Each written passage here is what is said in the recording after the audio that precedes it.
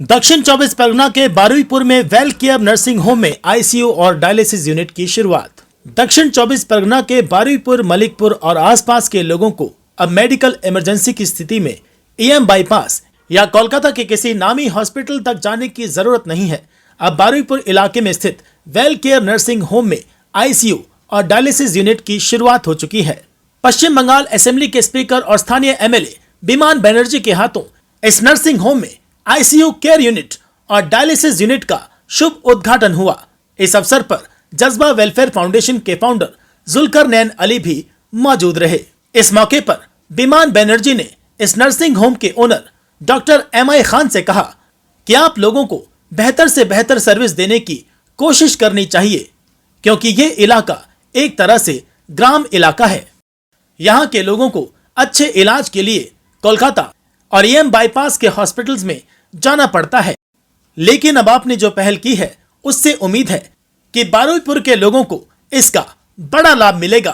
वहीं समाज सेवी जुल्करनैन अली ने कहा कि बारुईपुर और मलिकपुर जैसे इलाकों के लोगों के लिए नर्सिंग होम एक वरदान की तरह है। जहां तक मुझे पता है, यहां लोगों को बहुत ही सस्ती फीस पर बेहतर सर्विस दी जाती है। इसके लिए मैं डॉक्टर एमआई खान और उनकी पूरी टीम को मुबारकबाद पेश करता हूं। ওনার সেক্রেটারির সঙ্গে কথা বলেছিলাম, ওরা বলেছিলেন একটা অল্টারনেটিভ ট্রিটমেন্ট বেরিয়েছে, সেই ট্রিটমেন্টটা বিভিন্ন জায়গায় দেওয়া হচ্ছে। আমাদের বারুইপুরের একটি বাচ্চা, তাকেও ঠিক 16 কোটি টাকার একটা ইঞ্জেকশন প্রেসক্রাইব করা হয়েছে। আমি এই ব্যাপারে মাননীয় মুখ্যমন্ত্রীর দপ্তরে যোগাযোগ করেছিলাম। আমি বললাম এই টাকার যে ইঞ্জেকশন, এটা জীবনদায়ী একটা ওষুধ, সেই ওষুধটা এত কম টাকায় কী করে এত টাকা জোগাড় করতে পারে ওরা। ওরা বলেছেন একটা বিকল্প একটা চিকিৎসা বেরিয়েছে, সেই চিকিৎসায় অনেকে সুস্থ হয়েছেন, অনেকে আরোগ্য লাভ করেছে, আমরা সেই চিকিৎসাটা দিতে পারি। ওরা তো সরকারও চেষ্টা করছেন, এবং এত 16 কোটি টাকার যদি একটা জীবনদায়ী ওষুধের দাম হয়, তাহলে কোনো মানুষের পক্ষে সম্ভব হয় না এই টাকাটা জোগাড় করে দেওয়া। এবং স্বাস্থ্য ক্ষেত্রে বিশেষ করে রাজ্য সরকার, বিশেষ করে মাননীয় মুখ্যমন্ত্রী, তিনি এই ব্যাপারটা নিয়ে অনেক সচেতন রয়েছেন। তিনি চেষ্টা করছেন যাতে গরিব মানুষরা তারা ঠিক মতো চিকিৎসা পান। ওর ব্যক্তিগত উদ্যোগে একটা করেছে, এর সাথে সরকারের তো কোনো সম্পর্ক নেই। সরকার তার নিজের মতো পরিষেবা দেবেন। অভিষেক তার নিজের প্রচেষ্টায় একটা চেষ্টা করেছেন, এবং চেষ্টা করে ভালো প্রচেষ্টা, তাকে আমি ধন্যবাদ জানাই। কিন্তু সরকারি প্রচেষ্টার বাদ দিয়ে এই ধরনের প্রচেষ্টায় সেইভাবে চিকিৎসা আসতে পারবে বা চিকিৎসার পরিবর্তন হতে পারবে বলে আমি বিশ্বাস করি না। সরকারি চিকিৎসা সরকারকেই দায়িত্ব নিয়ে করতে হবে। কোনো ব্যক্তিগত মানুষ সরকারি চিকিৎসার দায়িত্ব নিয়ে করবেন, এটা কতটা সম্ভব হবে এটা আমার পক্ষে বলা খুব মুশকিল। এটা কেন্দ্র সরকারের দায়িত্ব। রাজ্য সরকার সব ব্যাপারে সহযোগিতা করতে রাজি রয়েছেন। মাননীয় মুখ্যমন্ত্রী তিনিও বলেছেন এই ব্যাপারটা যদি এরা তৎপর হয়ে কেন্দ্র সরকার যদি দায়িত্বটা নেয়, সরকার, রাজ্য সরকার সবভাবে তাদের সহযোগিতা করবেন। এটা আমরাও চাই যে আমাদের দুটো দেশের মধ্যে যে বেড়া দিয়ে বিশেষ করে ডিমার্কেশনটা প্রপারলি হোক, কারণ ওখান থেকে অনেক ইনক্লুড করে পশ্চিমবঙ্গে ঢুকে আসছে। এটা আমাদের পক্ষে নিরাপত্তার ক্ষেত্রে আমাদের অনেক চিন্তার বিষয়। ফান্ডিং করলে পরে এত টাকা আসবে বলে আমার মনে হয় না। সেই জন্য সরকার বিকল্প চেষ্টা ভাবনা করছে, প্রতিনিয়ত গবেষণা হচ্ছে কীভাবে উন্নত মানের পরিষেবা দেওয়া যায়। এবং স্বাস্থ্য ক্ষেত্রে বিশেষ করে রাজ্য সরকার, বিশেষ করে মাননীয় মুখ্যমন্ত্রী, তিনি এই ব্যাপারটা নিয়ে অনেক সচেতন রয়েছেন। তিনি চেষ্টা করছেন যাতে গরিব মানুষরা তারা ঠিক মতো চিকিৎসা পান।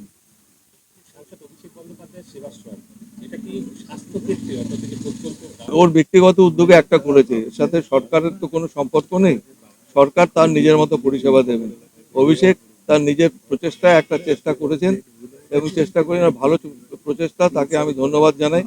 কিন্তু সরকারি প্রচেষ্টার বাদ দিয়ে এই ধরনের প্রচেষ্টায় সেইভাবে চিকিৎসা আসতে পারবে বা চিকিৎসার পরিবর্তন হতে পারবে বলে আমি বিশ্বাস করি না।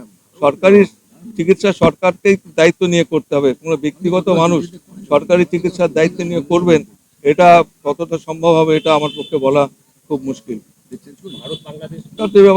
এটা কেন্দ্র সরকারের দায়িত্ব। রাজ্য সরকার সব ব্যাপারে সহযোগিতা করতে রাজি রয়েছেন।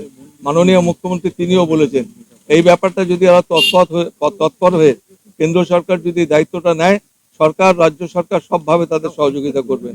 এটা আমরাও চাই যে আমাদের দুটো দেশের মধ্যে যে বেড়া দিয়ে বিশেষ করে ডিমার্কেশনটা প্রপারলি হোক, কারণ ওখান থেকে অনেক ইনক্লুড করে পশ্চিমবঙ্গে ঢুকে আসছে।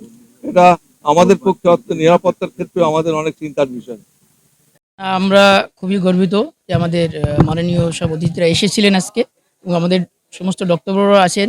খাস করে আমাদের assistant professor doctor Rajdeep Hazra sir এসেছেন এবং ডক্টর রাহুল নস্কর স্যার এসেছেন। ইনি সার্জেন। ইনি খুবই আমাদের সার্জারি ডিপার্টমেন্টটা খুবই ভালোভাবে দেখেন। আমাদের ICU in charge doctor assistant professor doctor Rajdeep Hazra sir উনিও খুবই আমাদের সাপোর্ট দেন নার্সিংহোমে। এনাদের সাপোর্টেই আমরা আজকে নার্সিংহোমটা এত কিছু ডেভেলপ করতে পেরেছি এবং সমস্ত ফ্যাসিলিটি দিতে পারি। আর তার থেকেও বেশি গর্বিত আজকে আমাদের বিমান বাহিনী স্যার এসেছিলেন। এই এলাকার সমস্ত মাননীয় ব্যক্তিগণ ছিলেন এখানে। আমরা খুবই খুশি। আচ্ছা, আমরা এই যে ফ্যাসিলিটিগুলো আনতে পেরেছি এখানে, সমস্ত যে ডায়ালিসিস ইউনিট এবং আইসিইউ পরিষেবা আমরা কম খরচে এগুলো করছি। আচ্ছা, আমাদের স্যার একটু বলবেন এই স্যারের মধ্যে শুনুন।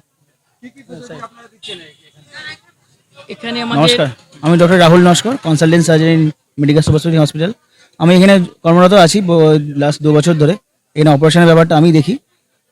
এখানে কিছু অ্যাডভান্স জিনিসপত্র আমরা নিয়ে এসেছি, কিছু ইনস্ট্রুমেন্ট, সেই জন্য আমরা অনেক ল্যাপারোস্কোপি, মানে অ্যাডভান্স সার্জারি এখানে করতে পারছি। ঠিক আছে, মানে গতানুগতিক যে অপারেশনগুলো হয় সেগুলোর বাইরেও কিছু অ্যাডভান্স অপারেশন এখানে হয়। তাই জন্য আমি বলবো সাধারণ মানুষকে এই হাসপাতালে অবশ্যই আসতে, যাতে সব রকম পরিষেবা তারা পেতে পারে। খরচা খুবই চিপ, কম্পারেটিভলি আদার মানে হসপিটালগুলোর থেকে অনেক কম পয়সা এখানে অপারেশনটা হয়ে যায়। Doctor Rahul Naskar, consultant surgeon, medical super speciality hospital.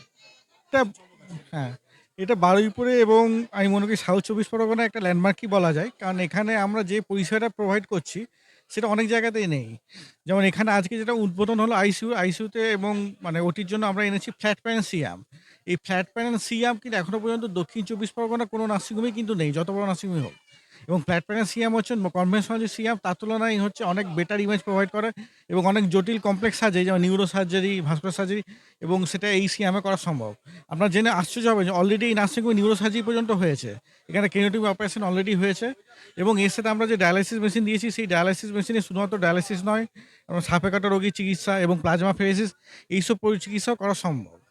এছাড়া এখানে যেটা আইসিইউ যেটা আছে, আইসিইউতে উন্নত মানের ভেন্টিলেশন এবং অন্যান্য যন্ত্রপাতি, যেমন এবিজি মেশিন টেশিন, এবং সবই এখানে আছে। এখানে দক্ষ স্টাফ, দক্ষ ডাক্তার সবই এখানে আছে।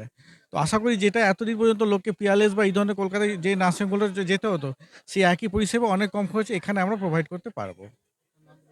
আমার নাম হচ্ছে ডক্টর রাজদীপ হাজরা।